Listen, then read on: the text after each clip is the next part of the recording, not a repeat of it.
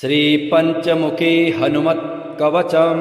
अस्य श्री पंचमुखी हनुमत् कवच स्तोत्र मंत्रस्य ब्रह्मा ऋषिः गायत्री छन्दः श्री हनुमान देवता राम बीजं मम शक्तिः चंद्रः कीलकम्। ओम ह्रौं कवचाय हुं ह्रौं अस्त्राय फट्। ओम हरिमर्कटमर्कटाय स्वाहा। ओम नमो भगवते पंचवदनाय पूर्वकपिमुखाय सकलशत्रुसंहरणाय स्वाहा। ओम नमो भगवते पंचवदनाय दक्षिणमुखाय करालवदनाय नरसिंहाय सकलभूतप्रमथनाय स्वाहा। ओम नमो भगवते पंचवदनाय पश्चिममुखाय गरुडाननाय सकलविषहराय स्वाहा। ओम नमो भगवते पंचवदनाय उत्तरमुखाय आदिवराहाय सकलसम्पत्कराय स्वाहा। ओम नमो भगवते पंचवदनाय ऊर्ध्वमुखाय हयग्रीवाय सकलजनवशकराय स्वाहा। श्री पंचमुखी हनुमत् कवच स्तोत्रस्य श्रीरामचंद्र ऋषिः अनुष्टुप् छन्दः श्रीरामचंद्रो देवता सीता इति बीजं हनुमानीति शक्तिः हनुमत्प्रीत्यर्थे पाठे विनियोगः। ध्यानम् वन्दे वानरनारसिंहखगराट् क्रोडाश्ववक्त्रान्वितं दिव्यालङ्करणं त्रिपञ्चनयनं देदीप्यमानं रुचा। हस्ताब्जैरसिकेटपुस्तकसुधा कुम्भाङ्कुशाद्रिम्हलं खट्वाङ्गं फणिभूरुहं दशभुजं सर्वारिवीरापहम्। श्रीरामदूताय अंजनीयाय वायुपुत्राय महाबलाय सीताशोकनिवारणाय महाबलप्रचण्डाय लङ्कापुरीदहनाय फाल्गुनसखाय कोलाहलसकलब्रह्माण्डविश्वरूपाय सप्तसमुद्रान्तरालङ्घिताय पिङ्गलनयनायामृतविक्रमाय सूर्यबिम्बफलसेवाधिष्ठितपराक्रमाय सञ्जीवन्या अंगद लक्ष्मण महाकपिसैन्यप्राणदात्रे दशग्रीवविध्वंसनाय रामेष्टाय सीतासहित रामचन्द्रवरप्रसादाय षट्प्रयोगागम पंचमुखी हनुमन् मन्त्रजपे विनियोगः। ओम हरिमर्कटमर्कटाय स्वाहा। ओम हरिमर्कटमर्कटाय वं वं वं वं वं वोषट् स्वाहा। ओम हरिमर्कटमर्कटाय फं फं फं फं फं फट् स्वाहा। ओम हरिमर्कटमर्कटाय खं खं खं खं खं मारणाय स्वाहा। ओम हरिमर्कटमर्कटाय ठं ठं ठं ठं ठं स्तम्भनाय स्वाहा। ओम हरिमर्कटमर्कटाय डम डम डम डम डम आकर्षणाय सकल संपत्कराय पंचमुखी वीर हनुमते स्वाहा। उच्चाटने ओम ढम ढम ढम ढम ढम कूर्ममूर्तये पंचमुखी हनुमते परयंत्र तंत्रोच्चाटनाय स्वाहा।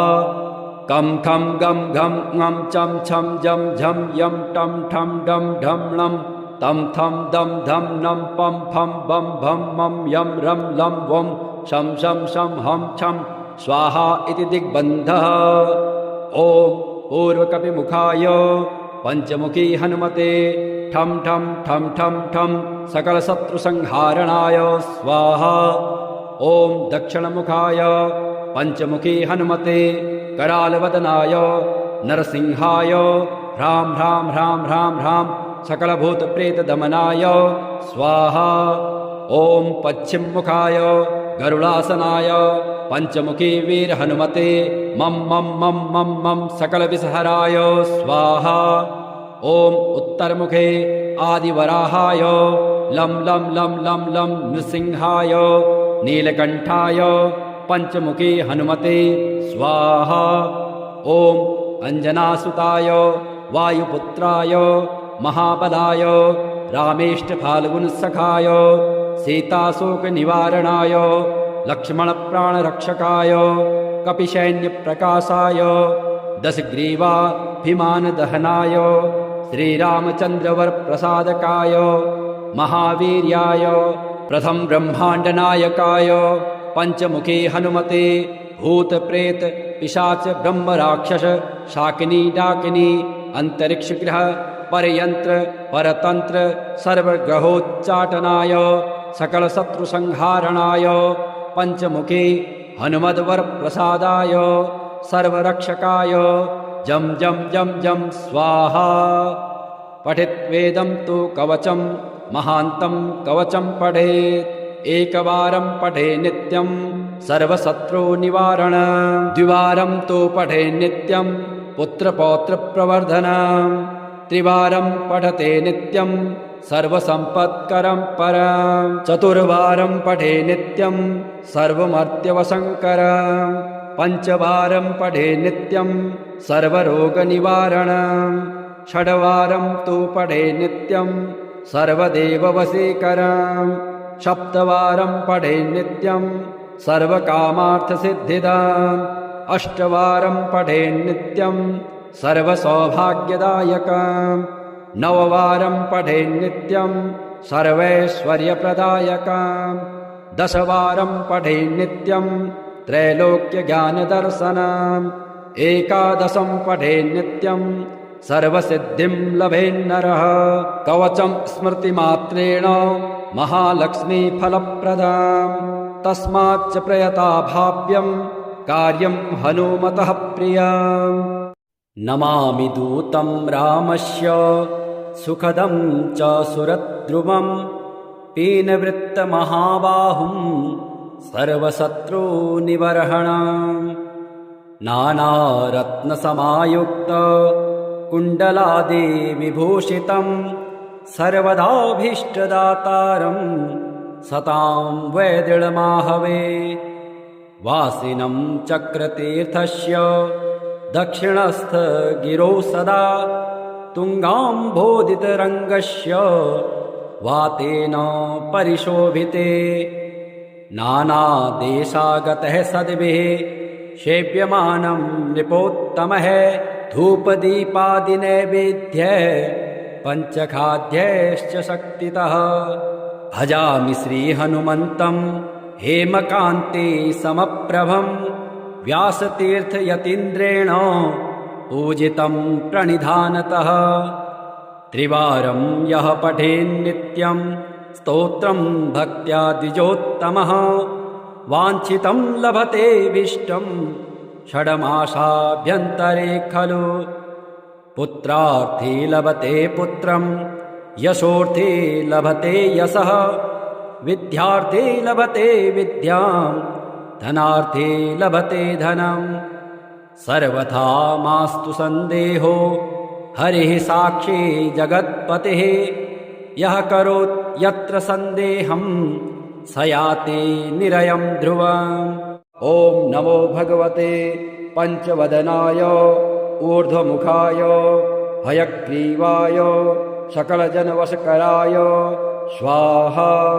श्री पंचमुखे हनुमत्कवचस्तोत्रस्य श्रीरामचन्द्र ऋषिः अनुष्टुप् छन्दः श्रीरामचन्द्रो देवता सीता इति बीजं हनुमानीति शक्तिः हनुमत्प्रीत्यर्थे पाठे विनियोगः ध्यानं वन्दे वानरनारसिंहखगराट् क्रोडाश्ववक्त्रान्वितं दिव्यालङ्करणं त्रिपञ्चनयनं देदीप्यमानं रुचा हस्ताब्जैरसिकेटपुस्तकसुधा कुम्भाङ्कुशाद्रिम्हलं खट्वाङ्गं फणिभूरुहं दशभुजं सर्वारिवीरापहम् श्रीरामदूताय अञ्जनेयाय वायुपुत्राय महाबलाय सीताशोकनिवारणाय महाबलप्रचण्डाय लङ्कापुरीदहनाय फाल्गुनसखाय कोलाहलसकलब्रह्माण्डविश्वरूपाय सप्तसमुद्रान्तरालङ्घिताय पिङ्गलनयनायामृतविक्रमाय सूर्यबिम्बफलसेवाधिष्ठितपराक्रमाय सञ्जीवन्या अंगद लक्ष्मण महाकपिसैन्यप्राणदात्रे दशग्रीवविध्वंसनाय रामेष्टाय सीतासहित रामचन्द्रवरप्रसादाय षट्प्रयोगागम पञ्चमुखी हनुमन् मन्त्रजपे विनियोगः। ॐ हरिमर्कटमर्कटाय स्वाहा। ॐ हरिमर्कटमर्कटाय वं वं वं वं वं वषट् स्वाहा। ॐ हरिमर्कटमर्कटाय फं फं फं फं फं फट् स्वाहा। ॐ हरिमर्कटमर्कटाय खं खं खं खं खं मारणाय स्वाहा। ॐ हरिमर्कटमर्कटाय ठं ठं ठं ठं ठं स्तम्भनाय स्वाहा। ॐ हरिमर्कटमर्कटाय डं डं डं डं डं आकर्षणाय सकलसम्पत्कराय पञ्चमुखी वीरहनुमते स्वाहा। उच्चाटने ॐ ढं ढं ढं ढं ढं कूर्ममूर्तये पञ्चमुखी हनुमते परयन्त्र तन्त्रोच्चाटनाय स्वाहा। कं खं गं घं ङं चं छं जं झं यं टं ठं डं ढं णं तं थं दं धं नं पं फं बं भं मं यं रं लं वं शं शं शं हं छं स्वाहा इति दिग्बन्धः। ॐ पूर्वकपिमुखाय पञ्चमुखी हनुमते ठं ठं ठं ठं ठं सकलशत्रुसंहारणाय स्वाहा। ॐ दक्षिणमुखाय पञ्चमुखी हनुमते करालवदनाय नरसिंहाय ह्रां ह्रां ह्रां ह्रां ह्रां सकलभूतप्रेतदमनाय स्वाहा। ॐ पश्चिममुखाय गरुडासनाय पञ्चमुखी वीरहनुमते मं मं मं मं मं सकलविषहराय स्वाहा। ॐ उत्तरमुखे आदिवराहाय लं लं लं लं लं नृसिंहाय नीलकण्ठाय पञ्चमुखी हनुमते स्वाहा। ॐ अञ्जनासुताय वायुपुत्राय महाबलाय रामेष्टफाल्गुनसखाय सीताशोकनिवारणाय लक्ष्मणप्राणरक्षकाय कपिसैन्यप्रकाशाय दशग्रीवाभिमानदहनाय श्रीरामचन्द्रवरप्रसादकाय महावीर्याय प्रथम ब्रह्माण्डनायकाय पञ्चमुखी हनुमते भूतप्रेत पिशाच ब्रह्मराक्षस शाकिनी डाकिनी अंतरिक्षग्रह परयंत्र परतंत्र सर्वग्रहोच्चाटनाय सकलशत्रुसंहारणाय पञ्चमुखी हनुमद्वरप्रसादाय सर्वरक्षकाय जं जं जं जं स्वाहा। पठित्वेदं तु कवचं महान्तं कवचं पठेत् एकवारं पठे नित्यं सर्वशत्रुनिवारण द्विवारं तु पठे नित्यं पुत्रपौत्रप्रवर्धनं त्रिवारं पठते नित्यं सर्वसम्पत्करं परं चतुर्वारं पठे नित्यं सर्वमर्त्यवशङ्करं पञ्चवारं पठे नित्यं सर्वरोगनिवारणं षड्वारं तु पठे नित्यं सर्वदेववशीकरं सप्तवारं पठे नित्यं सर्वकामार्थसिद्धिदाम् अष्टवारं पठे नित्यं सर्वसौभाग्यदायकम् नववारं पठे नित्यं सर्वैश्वर्यप्रदायकम् दशवारं पठे नित्यं त्रैलोक्यज्ञानदर्शनम् एकादशं पठे नित्यं सर्वसिद्धिं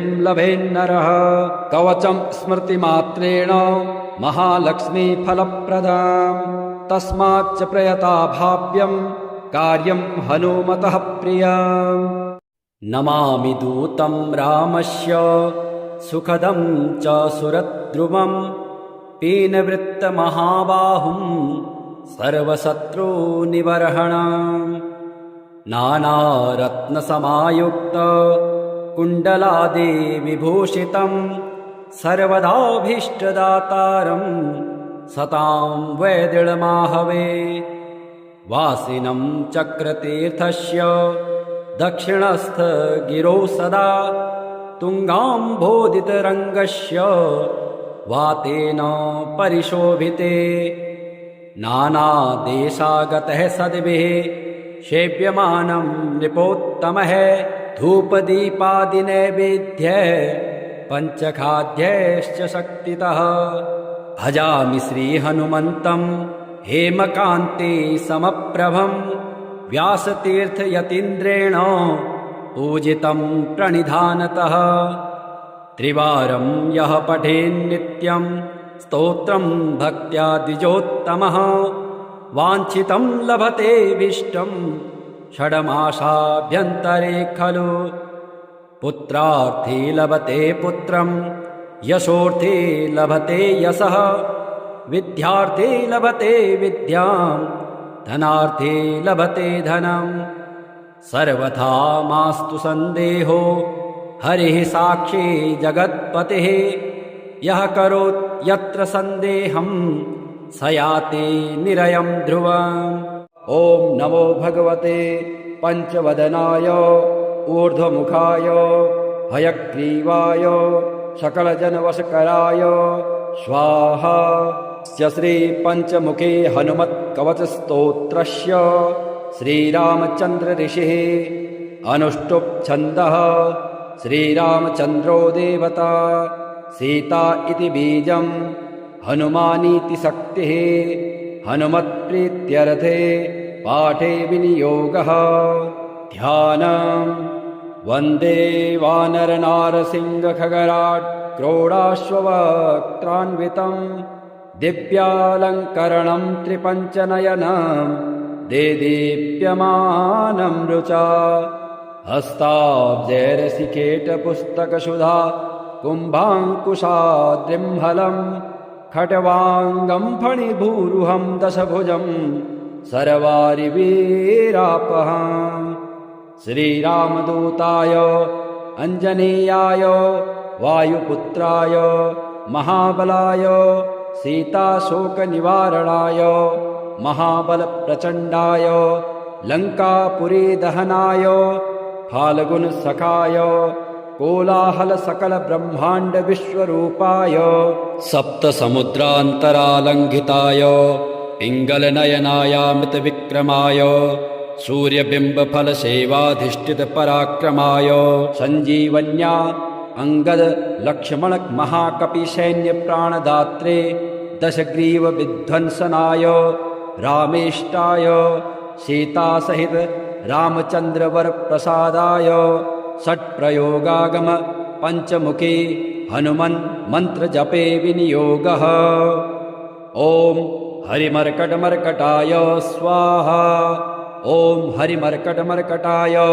वं वं वं वं वं वषट् स्वाहा ॐ हरिमर्कटमर्कटाय फं फं फं फं फं फट् स्वाहा ॐ हरिमर्कटमर्कटाय खं खं खं खं खं मारणाय स्वाहा ॐ हरिमर्कटमर्कटाय ठं ठं ठं ठं ठं स्तम्भनाय स्वाहा ॐ हरिमर्कटमर्कटाय डं डं डं डं डं आकर्षणाय सकलसम्पत्कराय पञ्चमुखी वीरहनुमते स्वाहा उच्चाटने ॐ ढं ढं ढं ढं ढं कूर्ममूर्तये पञ्चमुखी हनुमते परयन्त्र तन्त्रोच्चाटनाय स्वाहा कं खं गं घं ङं चं छं जं झं यं टं ठं डं ढं णं तं थं दं धं नं पं फं बं भं मं यं रं लं वं शं शं शं हं छं स्वाहा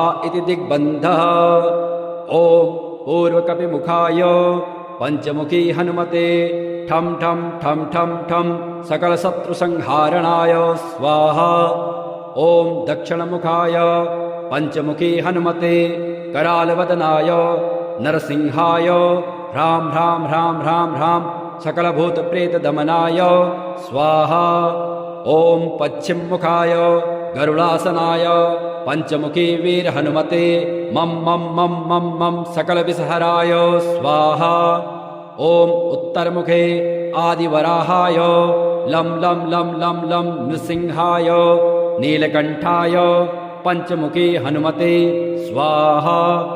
ॐ अञ्जनासुताय वायुपुत्राय महाबलाय रामेष्टफाल्गुनसखाय सीताशोकनिवारणाय लक्ष्मणप्राणरक्षकाय कपिसैन्यप्रकाशाय दशग्रीवाभिमानदहनाय श्रीरामचन्द्रवरप्रसादकाय महावीर्याय प्रथम ब्रह्माण्डनायकाय पञ्चमुखे हनुमते भूतप्रेत पिशाच ब्रह्मराक्षस शाकिनी डाकिनी अंतरिक्षग्रह परयंत्र परतंत्र सर्वग्रहोच्चाटनाय सकलशत्रुसंहारणाय पञ्चमुखे हनुमद्वरप्रसादाय सर्वरक्षकाय जं जं जं जं स्वाहा। पठित्वेदं तु कवचं महान्तं कवचं पठेत् एकवारं पठे नित्यं सर्वशत्रुनिवारण द्विवारं तु पठे नित्यं पुत्रपौत्रप्रवर्धनं त्रिवारं पठते नित्यं सर्वसम्पत्करं परं चतुर्वारं पठे नित्यं सर्वमर्त्यवशङ्करं पञ्चवारं पठे नित्यं सर्वरोगनिवारणं षड्वारं तु पठे नित्यं सर्वदेववशीकरं सप्तवारं पठे नित्यं सर्वकामार्थसिद्धिदाम् अष्टवारं पठे नित्यं सर्वसौभाग्यदायकम् नववारं पठे नित्यं सर्वैश्वर्यप्रदायकम् दशवारं पठे नित्यं त्रैलोक्यज्ञानदर्शनम् एकादशं पठे नित्यं सर्वसिद्धिं लभेन्नरः कवचं स्मृतिमात्रेण महालक्ष्मीफलप्रदाम् तस्माच्च प्रयता भाव्यं कार्यं हनुमतः प्रियम् नमामि दूतं रामस्य सुखदं च सुरद्रुमं पीनवृत्तमहाबाहुं सर्वशत्रुनिवर्हणम् नानारत्नसमायुक्त कुण्डलादिविभूषितं सर्वदाभीष्टदातारं सतां वैदृढमाहवे वासिनं चक्रतीर्थस्य दक्षिणस्थ गिरौ सदा तुङ्गाम्भोदितरङ्गस्य वातेन परिशोभिते नानादेशागतः सद्भिः सेव्यमानं नृपोत्तमः धूपदीपादिनैवेद्यः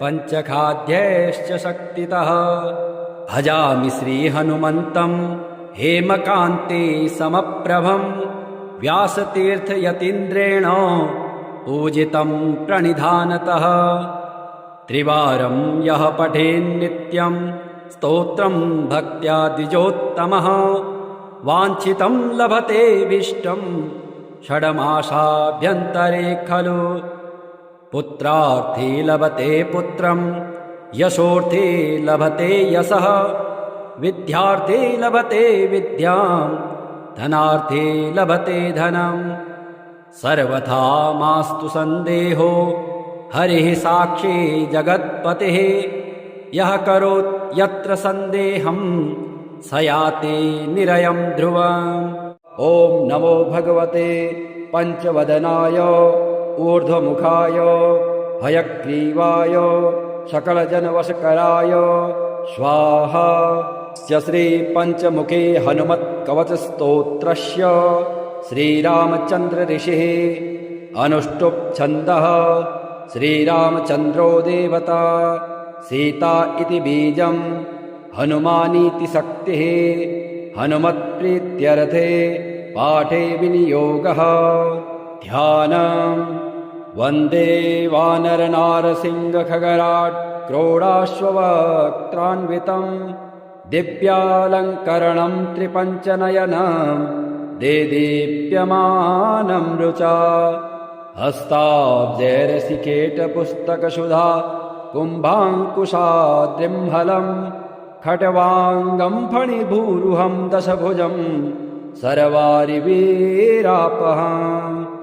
श्रीरामदूताय अञ्जनेयाय वायुपुत्राय महाबलाय सीताशोकनिवारणाय महाबलप्रचण्डाय लङ्कापुरीदहनाय फाल्गुनसखाय कोलाहलसकलब्रह्माण्डविश्वरूपाय सप्तसमुद्रान्तरालङ्घिताय पिङ्गलनयनायामृतविक्रमाय सूर्यबिम्बफलसेवाधिष्ठितपराक्रमाय सञ्जीवन्या अंगद लक्ष्मण महाकपिसैन्यप्राणदात्रे दशग्रीवविध्वंसनाय रामेष्टाय सीतासहित रामचन्द्रवरप्रसादाय षट्प्रयोगागम पञ्चमुखी हनुमन् मन्त्रजपे विनियोगः। ॐ हरिमर्कटमर्कटाय स्वाहा। ॐ हरिमर्कटमर्कटाय वं वं वं वं वं वषट् स्वाहा। ॐ हरिमर्कटमर्कटाय फं फं फं फं फं फट् स्वाहा। ॐ हरिमर्कटमर्कटाय खं खं खं खं खं मारणाय स्वाहा। ॐ हरिमर्कटमर्कटाय ठं ठं ठं ठं ठं स्तम्भनाय स्वाहा। ॐ हरिमर्कटमर्कटाय डं डं डं डं डं आकर्षणाय सकलसम्पत्कराय पञ्चमुखी वीरहनुमते स्वाहा। उच्चाटने ॐ ढं ढं ढं ढं ढं कूर्ममूर्तये पञ्चमुखी हनुमते परयन्त्र तन्त्रोच्चाटनाय स्वाहा। कं खं गं घं ङं चं छं जं झं यं टं ठं डं ढं णं तं थं दं धं नं पं फं बं भं मं यं रं लं वं शं शं शं हं छं स्वाहा इति दिग्बन्धः। ॐ पूर्वकपिमुखाय पञ्चमुखी हनुमते ठं ठं ठं ठं ठं सकलशत्रुसंहारणाय स्वाहा। ॐ दक्षिणमुखाय पञ्चमुखी हनुमते करालवदनाय नरसिंहाय ह्रां ह्रां ह्रां ह्रां ह्रां सकलभूतप्रेतदमनाय स्वाहा। ॐ पश्चिममुखाय गरुडासनाय पञ्चमुखी वीरहनुमते मं मं मं मं मं सकलविषहराय स्वाहा। ॐ उत्तरमुखे आदिवराहाय लं लं लं लं लं नृसिंहाय नीलकण्ठाय पञ्चमुखी हनुमते स्वाहा।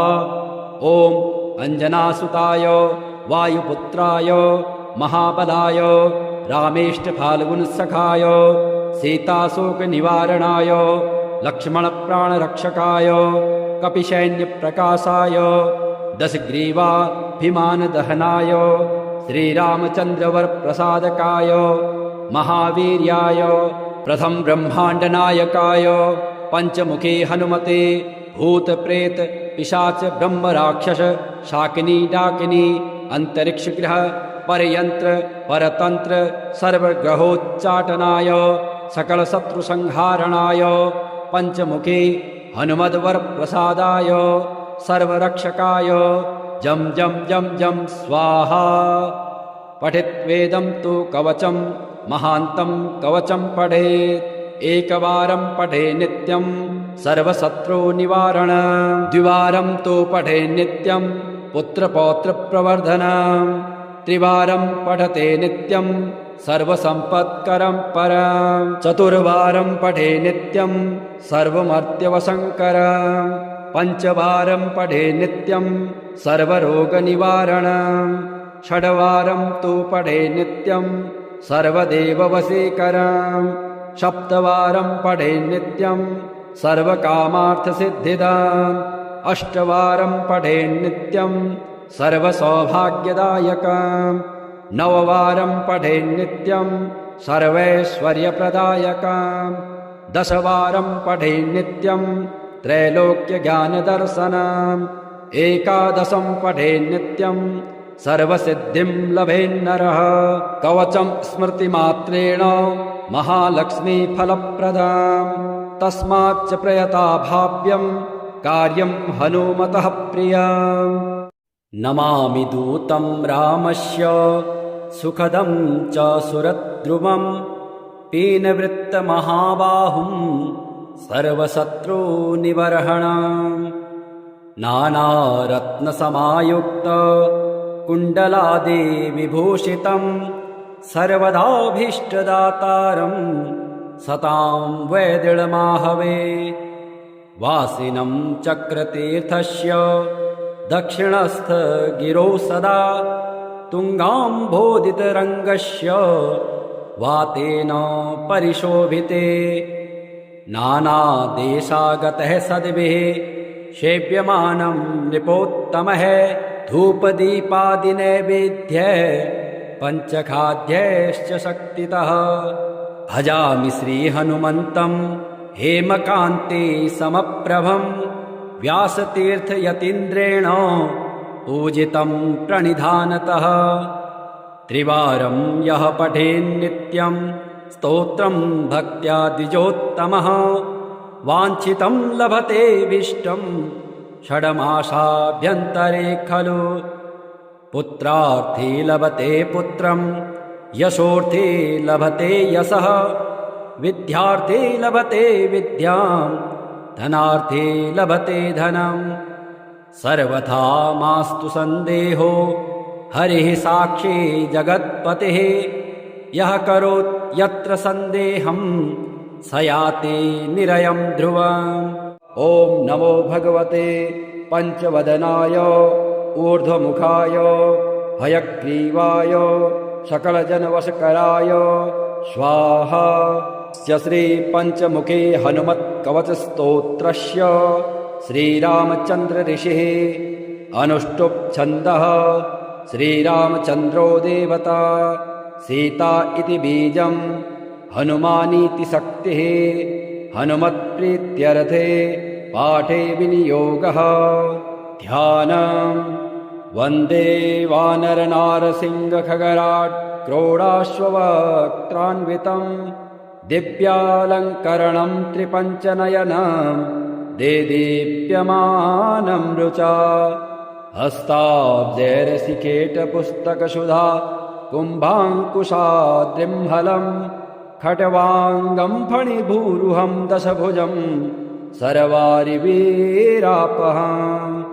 श्रीरामदूताय अञ्जनेयाय वायुपुत्राय महाबलाय सीताशोकनिवारणाय महाबलप्रचण्डाय लङ्कापुरीदहनाय फाल्गुनसखाय कोलाहलसकलब्रह्माण्डविश्वरूपाय सप्तसमुद्रान्तरालङ्घिताय पिङ्गलनयनायामृतविक्रमाय सूर्यबिम्बफलसेवाधिष्ठितपराक्रमाय सञ्जीवन्या अङ्गदलक्ष्मणमहाकपिसैन्यप्राणदात्रे दशग्रीवविध्वंसनाय रामेष्टाय सीतासहित रामचन्द्रवरप्रसादाय षट्प्रयोगागम पञ्चमुखी हनुमन् मन्त्रजपे विनियोगः ॐ हरिमर्कटमर्कटाय स्वाहा ॐ हरिमर्कटमर्कटाय वं वं वं वं वं वोषट् स्वाहा ॐ हरिमर्कटमर्कटाय फं फं फं फं फं फट् स्वाहा ॐ हरिमर्कटमर्कटाय खं खं खं खं खं मारणाय स्वाहा ॐ हरिमर्कटमर्कटाय ठं ठं ठं ठं ठं स्तम्भनाय स्वाहा ॐ हरिमर्कटमर्कटाय डं डं डं डं डं आकर्षणाय सकलसम्पत्कराय पञ्चमुखी वीरहनुमते स्वाहा उच्चाटने ॐ ढं ढं ढं ढं ढं कूर्ममूर्तये पञ्चमुखी हनुमते परयन्त्र तन्त्रोच्चाटनाय स्वाहा कं खं गं घं ङं चं छं जं झं यं टं ठं डं ढं णं तं थं दं धं नं पं फं बं भं मं यं रं लं वं शं शं शं हं छं स्वाहा इति दिग्बन्धः ॐ पूर्वकपिमुखाय पञ्चमुखी हनुमते ठं ठं ठं ठं ठं सकलशत्रुसंहारणाय स्वाहा ॐ दक्षिणमुखाय पञ्चमुखी हनुमते करालवदनाय नरसिंहाय ह्रां ह्रां ह्रां ह्रां ह्रां सकलभूतप्रेतदमनाय स्वाहा ॐ पश्चिममुखाय गरुडासनाय पंचमुखी वीर हनुमते मम मम मम मम मम सकल विषहराय स्वाहा। ओम उत्तरमुखे आदिवराहाय लं लं लं लं लं नृसिंहाय नीलकंठाय पंचमुखी हनुमते स्वाहा। ओम अंजनासुताय वायुपुत्राय महाबलाय रामेष्ट फाल्गुनसखाय सीताशोक निवारणाय लक्ष्मण प्राणरक्षकाय कपिसैन्य प्रकाशाय दशग्रीवाभिमान दहनाय श्रीरामचंद्रवर प्रसादकाय महावीर्याय प्रथम ब्रह्मांड नायकाय पंचमुखी हनुमते भूत प्रेत पिशाच ब्रह्म राक्षस शाकिनी डाकिनी अंतरिक्ष ग्रह परयंत्र परतंत्र सर्वग्रहोच्चाटनाय सकल शत्रु संहारणाय पंचमुखी हनुमद्वर प्रसादाय सर्वरक्षकाय जम जम जम जम स्वाहा। पठित्वेदं तु कवचं महान्तं कवचं पठेत् एकवारं पठे नित्यं सर्वशत्रुनिवारण द्विवारं तु पठे नित्यं पुत्रपौत्रप्रवर्धनं त्रिवारं पठते नित्यं सर्वसम्पत्करं परं चतुर्वारं पठे नित्यं सर्वमर्त्यवशङ्करं पंचवारं पठे नित्यं सर्वरोगनिवारणं षड्वारं तु पठे नित्यं सर्वदेववशीकरं सप्तवारं पठे नित्यं सर्वकामार्थसिद्धिदाम् अष्टवारं पठे नित्यं सर्वसौभाग्यदायकं नववारं पठे नित्यं सर्वैश्वर्यप्रदायकं दशवारं पठे नित्यं त्रैलोक्यज्ञानदर्शनम् एकादशं पठे नित्यं सर्वसिद्धिं लभेन्नरः कवचं स्मृतिमात्रेण महालक्ष्मीफलप्रदाम् तस्माच्च प्रयता भाव्यं कार्यं हनुमतः प्रियम् नमामि दूतं रामस्य सुखदं च सुरद्रुमं पीनवृत्तमहाबाहुं सर्वशत्रुनिबर्हणम् नानारत्नसमायुक्त कुण्डलादिविभूषितं सर्वदाभीष्टदातारं सतां वैदृढमाहवे वासिनं चक्रतीर्थस्य दक्षिणस्थ गिरौ सदा तुङ्गाम्भोदितरङ्गस्य वातेन परिशोभिते नानादेशागतः सद्भिः सेव्यमानं नृपोत्तमः धूपदीपादिनैवेद्यः पञ्चखाद्यैश्च शक्तितः भजामि श्रीहनुमन्तं हेमकान्ते समप्रभं व्यासतीर्थयतीन्द्रेण पूजितं प्रणिधानतः त्रिवारं यः पठेन्नित्यं स्तोत्रं भक्त्या द्विजोत्तमः वाञ्छितं लभते विष्टं षड्मासाभ्यन्तरे खलु पुत्रार्थी लभते पुत्रं यशोर्थी लभते यशः विद्यार्थी लभते विद्यां धनार्थी लभते धनम् सर्वथा मास्तु सन्देहो हरिः साक्षी जगत्पतिः यः करोत् यत्र सन्देहं स याति निरयं ध्रुवम्।